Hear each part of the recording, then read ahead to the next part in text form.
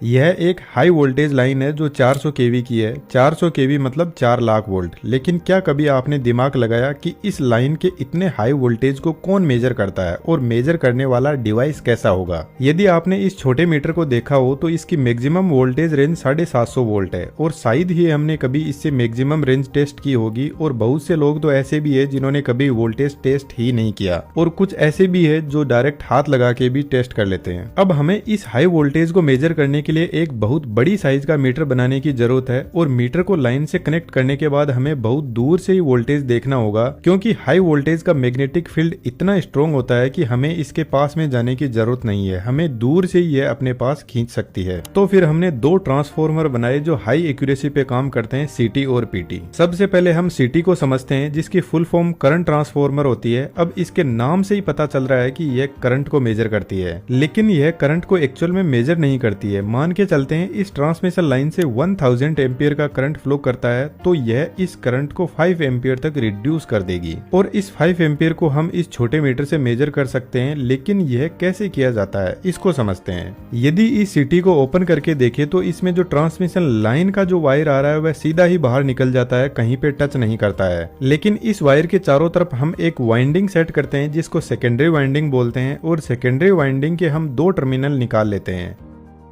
जिन पर हम current measure करेंगे। यहाँ पर यदि आप ध्यान से देखोगे तो प्राइमरी वाइंडिंग का काम यह मेन वायर ही करता है। अब यह वायर अपने आसपास में एक मैग्नेटिक फील्ड जनरेट करता है और यही मैग्नेटिक फील्ड सेकेंडरी वाइंडिंग तक पहुंचता है और सेकेंडरी वाइंडिंग में भी करंट फ्लो होने लगता है। लेकिन सेकेंडरी वाइंडिंग में बहुत सारे टर्न्स होते हैं जो करंट को 5 एम्पियर तक रिड्यूस कर देते हैं। लेकिन हम वोल्टेज को कैसे भूल सकते हैं? यदि करंट कम होता है तो वोल्टेज बढ़ जाता है। अब कितना वोल्टेज बढ़ता है वह आप खुद ही देख लो। एक छोटी सी इक्वेशन है जो आप देख पा रहे हो। अब यह इक्वेशन कैसे बनी इसके लिए आपको इंजीनियरिंग करनी होगी, लेकिन इसको हम सिंपल वर्ड्स में समझते हैं जो बहुत ही गजब की इक्वेशन है। यहाँ n मतलब नंबर ऑफ टर्न्स है। अब n1 मतलब प्राइमरी वाइंडिंग और n2 मतलब सेकेंडरी वाइंडिंग के टर्न। इसी तरीके से वोल्टेज और करंट भी प्राइमरी और सेकेंडरी वाइंडिंग के हैं।